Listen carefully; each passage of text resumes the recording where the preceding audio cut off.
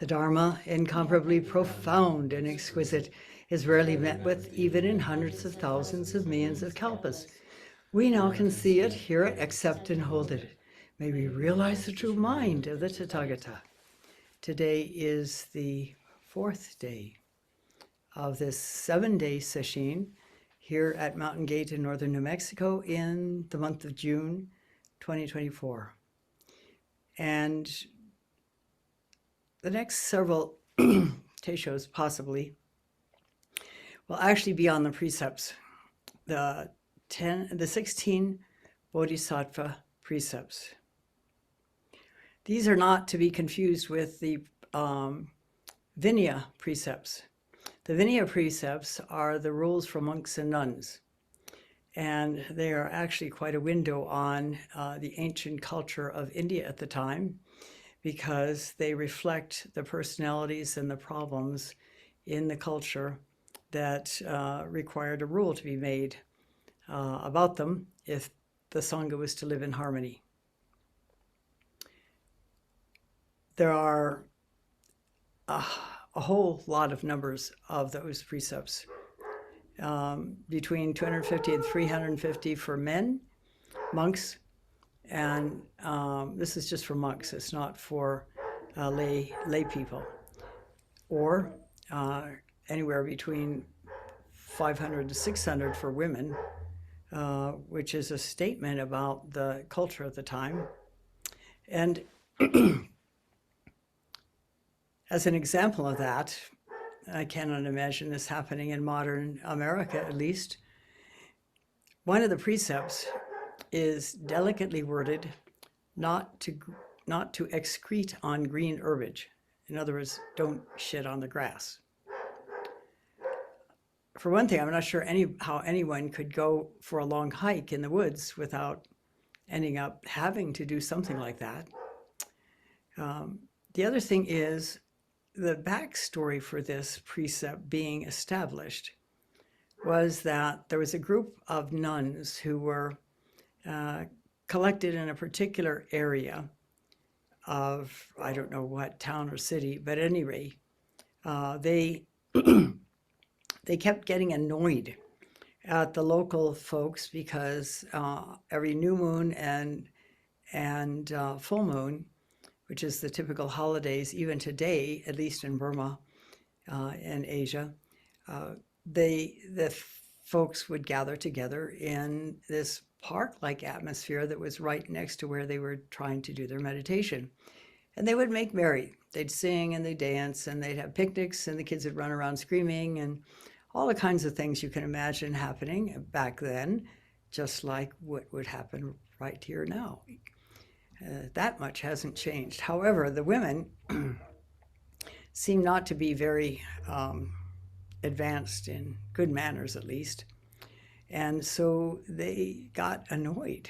For one thing, they were not really recognizing what practice is about, and that is to be at peace regardless of what happens.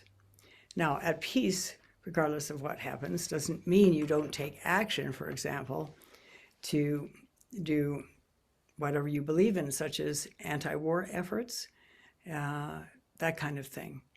What it means is to be not moved around by them. And this is something we can reach if we do deep enough zazen. It takes a certain amount of effort to get there.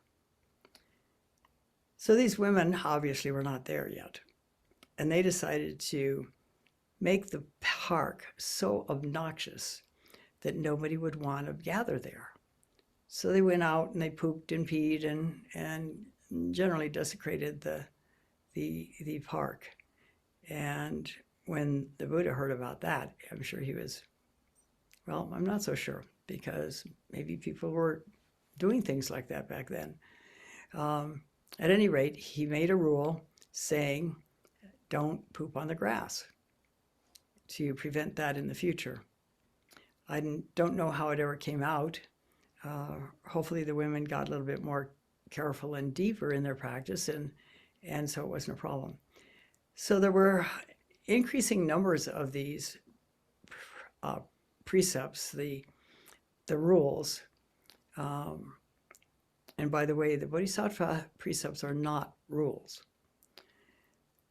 As time went on, and the Sangha grew, and it gathered many different people of many different lifestyles and habit patterns.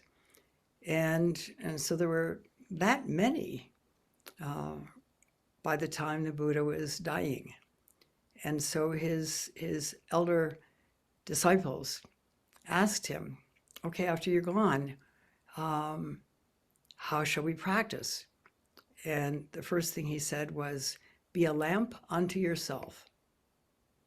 Now, this is possible when we have gone deeply enough. If we have not gone deeply enough, we can really mislead ourselves. And this happens for people in earlier stages of practice. Sometimes people decide that they can go off and work on a koan all by themselves. It is less stressful than having to appear before your teacher and present an answer, but it also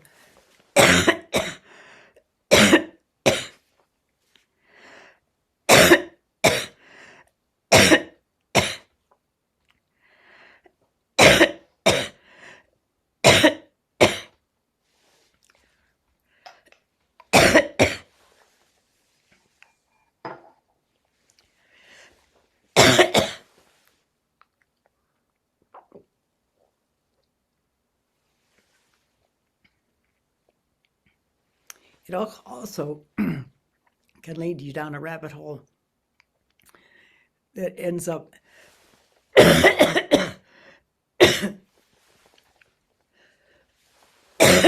sometimes bringing you to kind of a bad place. I know people who've done that. And at the least, pulling the wool over your eyes as to whether you're really making progress, whether you're really answering the koan or not.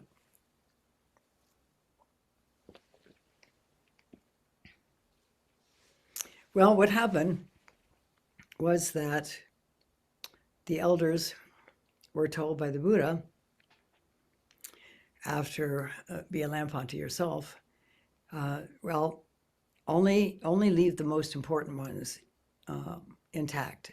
Get rid of the less important ones. But they couldn't decide on which were the most important and which were the less important. And so they have stayed down to the current day. It's a rather odd situation because those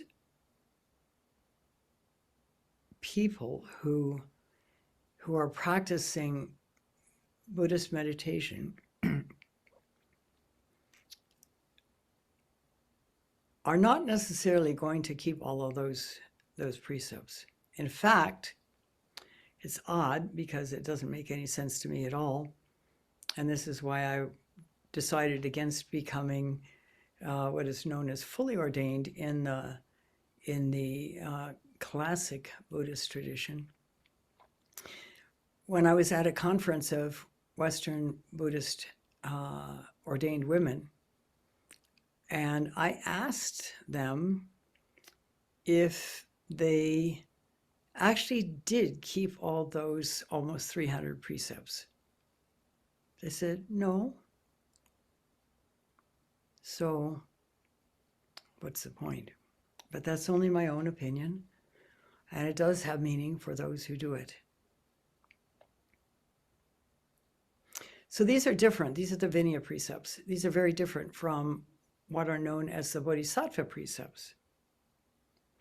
At a certain point in time, I believe it was in Japan, that roshis got together because before that, Japanese monks and nuns were taking the full Vinaya precepts. They decided that what was most important was certain ones that are far deeper in meaning than whether you go out and poop on the grass.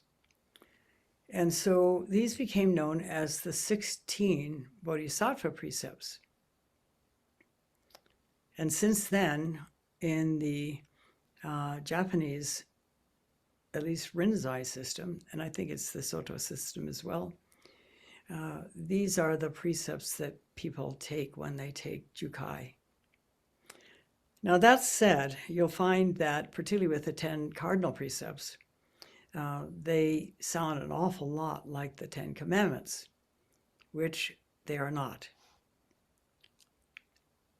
They're not commandments.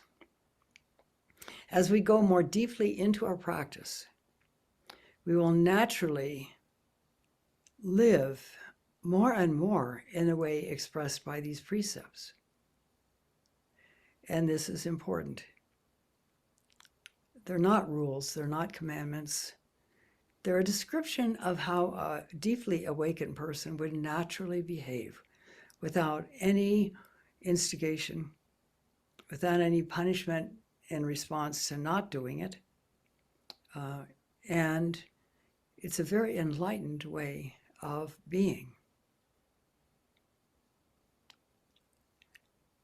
In the Rinzai system, and also at least in the Rochester Soto system, you reach a point in your practice, in your koan practice, after you've been through X number of koans, to take up what are known as the precept koans. I don't remember how many I did in Rochester, but I did them again at Mitra-roshi's request at Sogenji, because those koan precepts are a little bit different, only in that they're deeper. And so what we do here is sort of a combination of the two forms.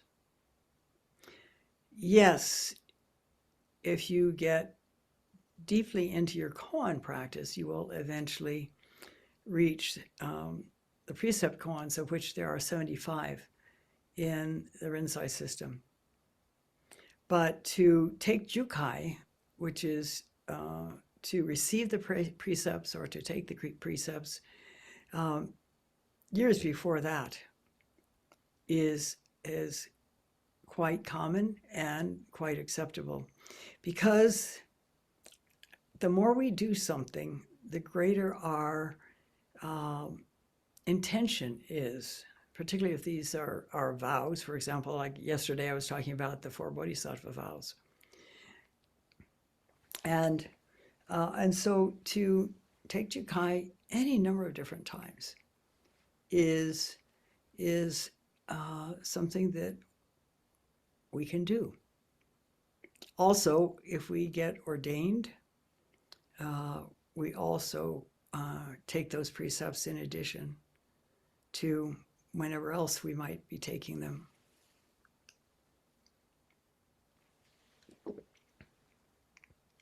So 16 precepts. There are a set of 3 refuges and a further set of 3 general resolutions.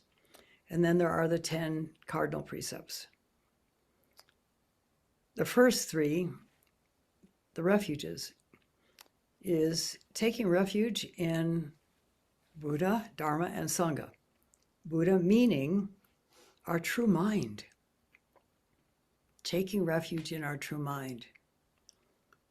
Dharma is the teachings that help lead us to understanding of that, what that true mind is.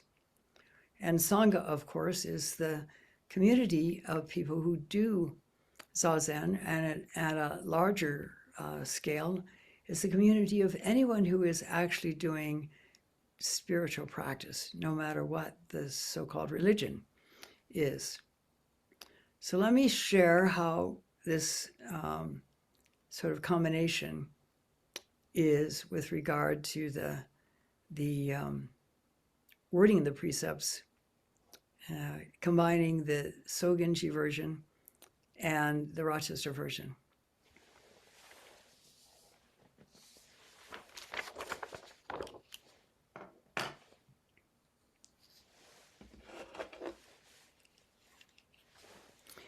First, the three refuges.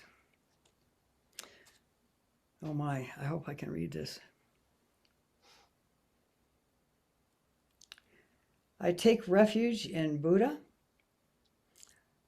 and resolve that with all beings, I resolve that with all beings, resolve that with everyone in the universe and everything in the universe, I will understand the great way whereby the Buddha seed may forever thrive. The Buddha seed, and it's a kind of a funny thing to say, may the Buddha seed forever thrive, because perhaps it just means the seed of our interest in opening to our true nature, because our true nature can never not thrive. It can never be born, and it can never be, it never can die, because that is not the nature of it. And that is something that you will understand in going very, very, very deep into your practice. I take refuge in Dharma and resolve that with all beings, I will enter deeply into the sutra treasure, whereby my wisdom may grow as vast as the ocean. There's another way to take refuge in Dharma besides reading the sutras and increasingly understanding what they are teaching. It's also to study our own mind. As Dogen said, to study the way is to study our mind. To study the mind is to forget the mind. It doesn't mean we're going to go willy-nilly rambling along in the Zendo. To study the mind is to forget the mind. To forget the mind is to be enlightened by the 10,000 things. To be enlightened by the 10,000 things is to remove the barrier between self and other, because there is no barrier. We are one and empty at the same time. But that's another teisho.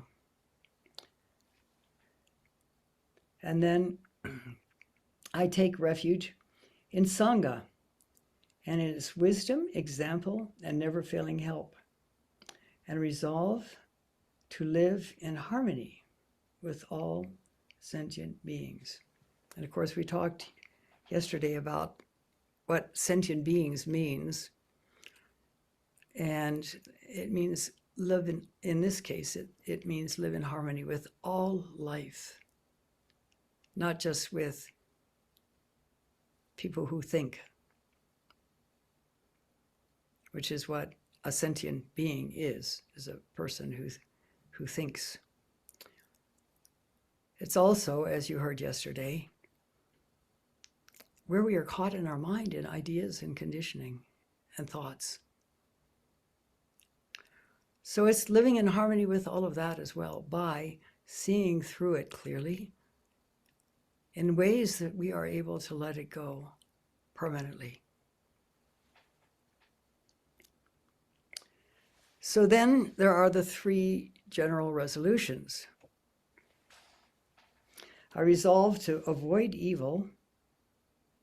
I resolve to do good.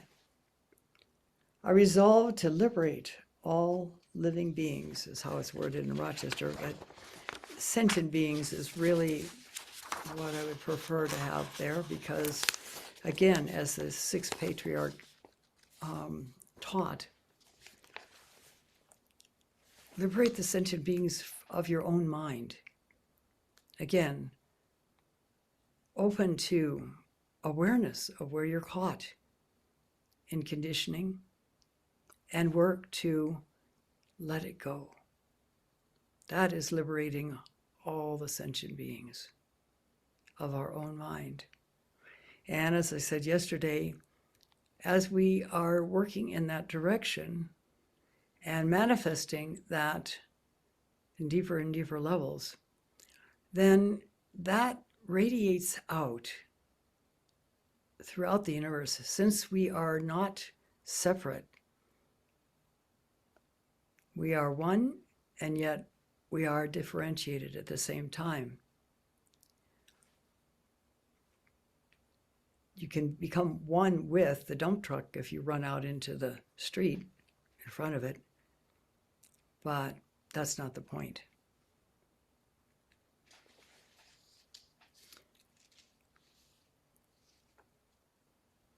So those are natural ways we would be motivated to live, really. People are born free, clear, and, as I pointed out in another Teisho, it is the meaning we make of our lives as we are growing from infancy into adulthood. Whether we are lovable, whether we are honorable, whether we are respected, whether we are cared about. These are important things for human beings. And finally, the 10 cardinal precepts. From the most clear, profound, and subtle mind, I resolve not to kill, but to cherish all life.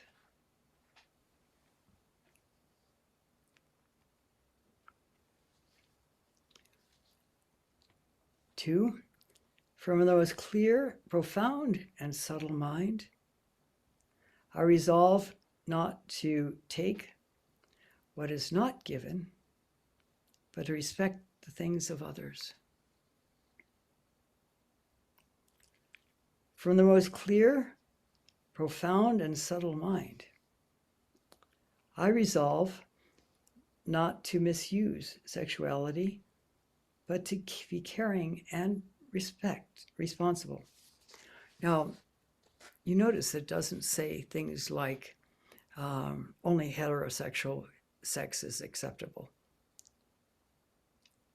So long as it is caring, responsible, honoring,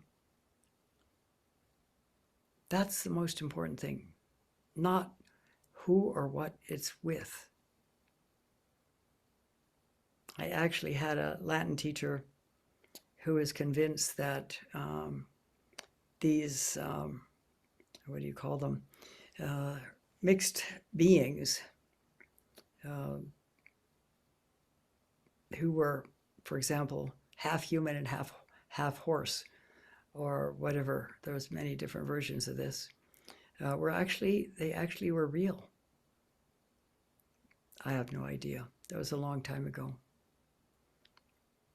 What we do know these days from science is that they're not two distinct and separate genders. There's the two at either pole, but then there are other versions in between. Science has shown this. So which one is right? Perhaps they're all right. And perhaps it is because people are afraid of anything other than what they look like, how they behave, and feel it is threatening, that they try to clamp down on anybody doing anything that is different. So this is a broad precept. And the most important thing, as I said, is respect and honor.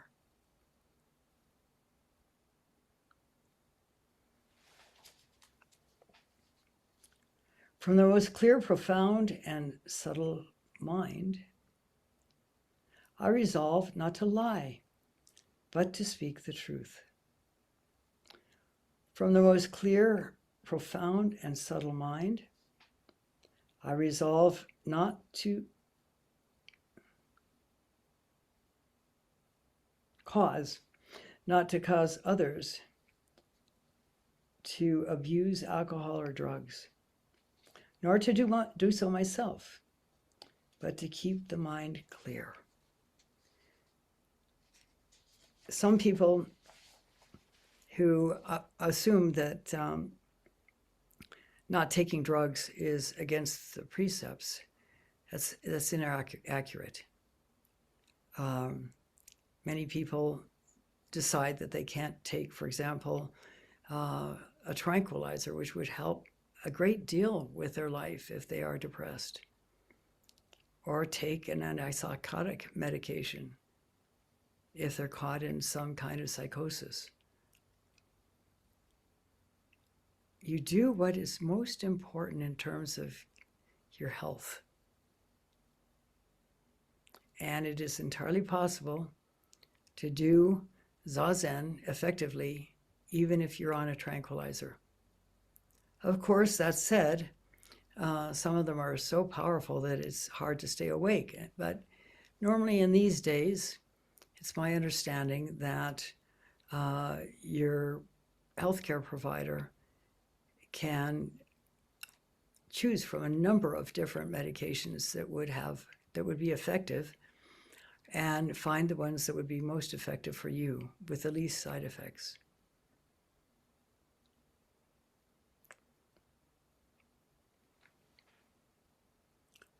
From the most clear, profound, and subtle mind, I resolve not to speak of the faults of others, but to be understanding and sympathetic. That's a hard one. You know, it's not so hard not to kill, although that can be very, very subtle. And in the more subtle levels, it can be hard not to kill. But we'll get into that another time.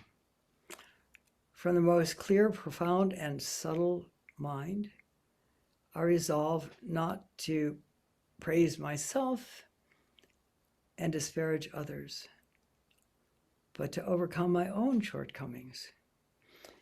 It even says in the Bible,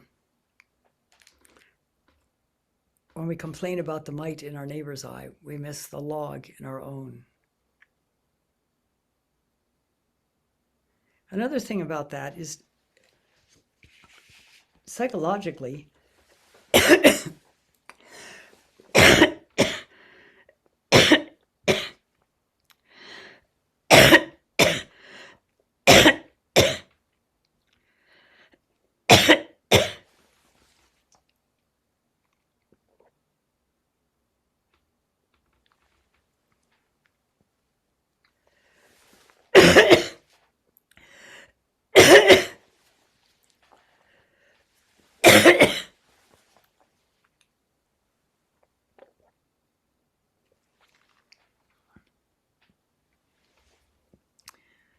it's quite common psychologically to see in others characteristics or habit patterns of our own that we have denied.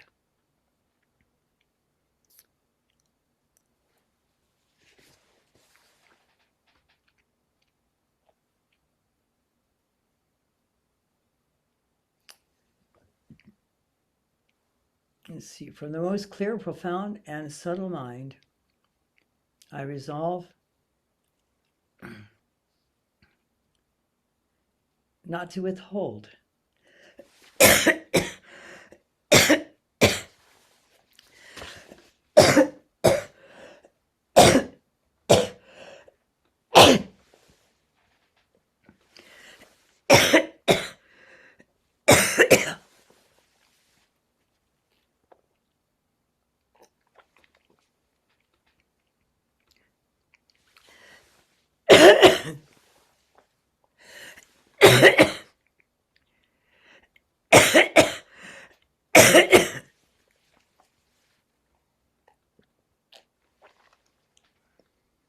For the most clear, profound, and subtle mind, I resolve not to withhold spiritual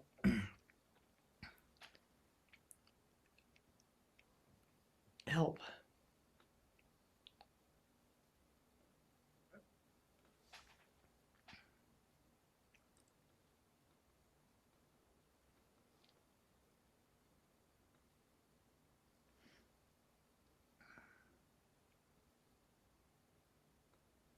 It's pretty hard to read here. From the most clear, profound, and subtle mind, I resolve not to withhold spiritual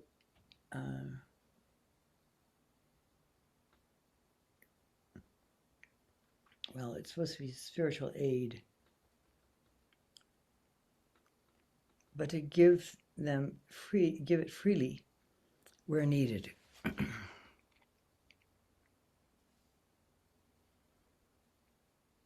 Okay, it's spiritual or material aid, and there's words that are stuck together there.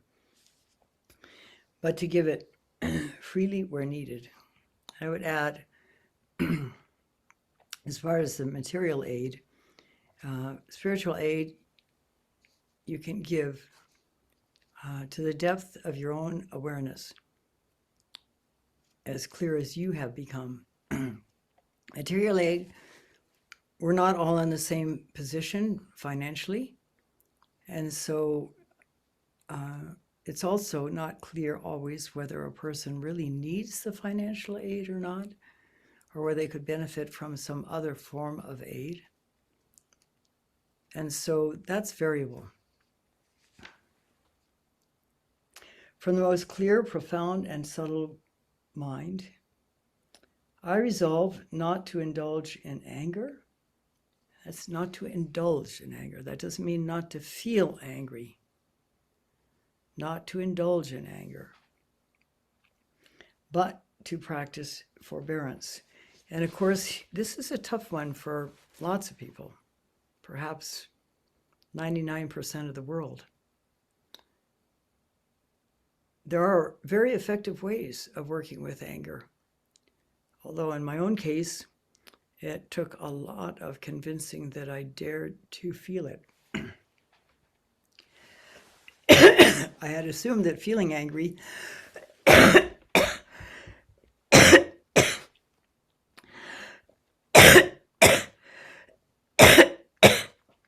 I just stopped that, I wasn't angry. So I would shove it underground.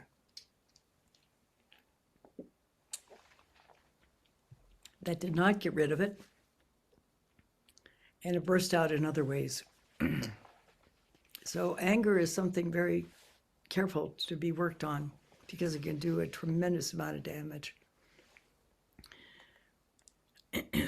Longchenpa, a Tibetan master from centuries ago, taught exactly how to do that. And modern psychology has discovered it all over again.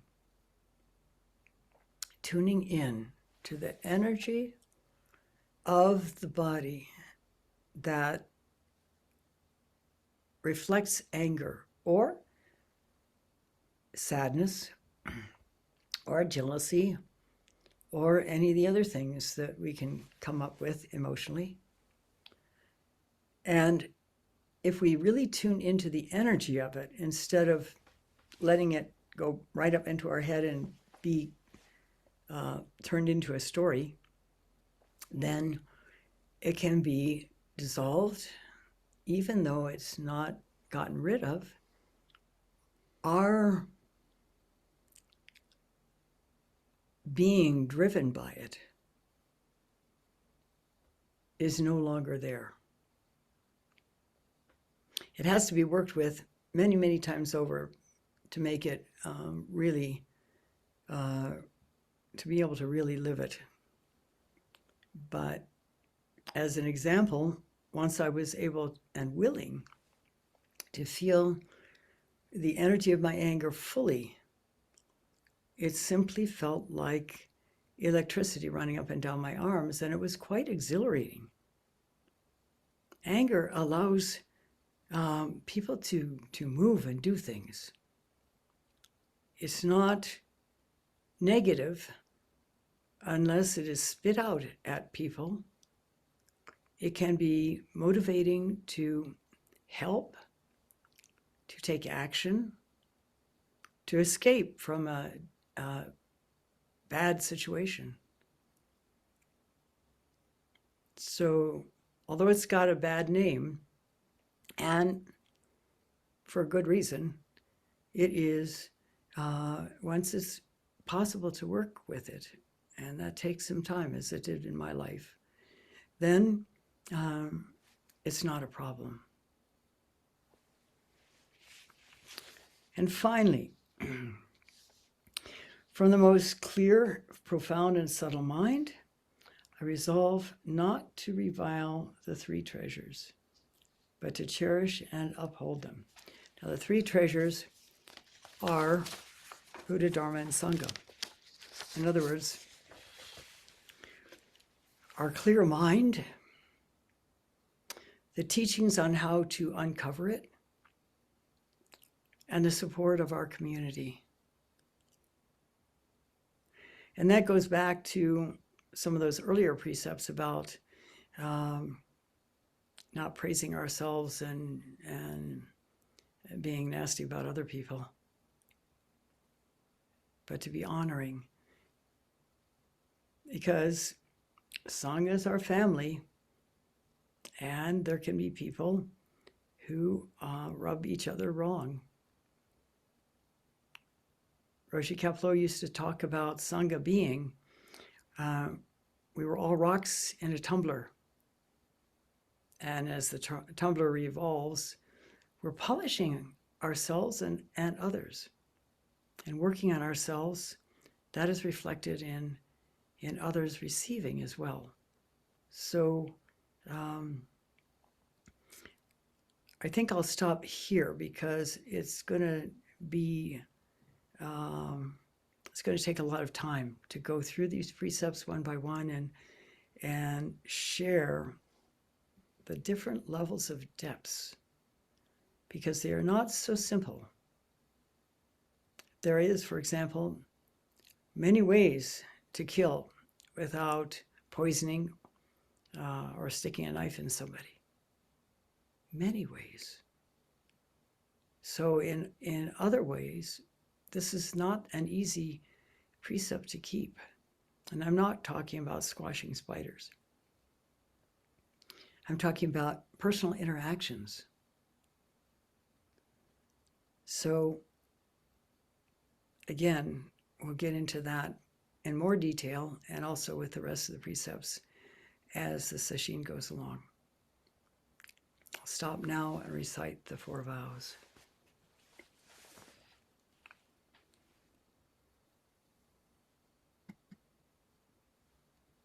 Oh, gotta get the right glasses on.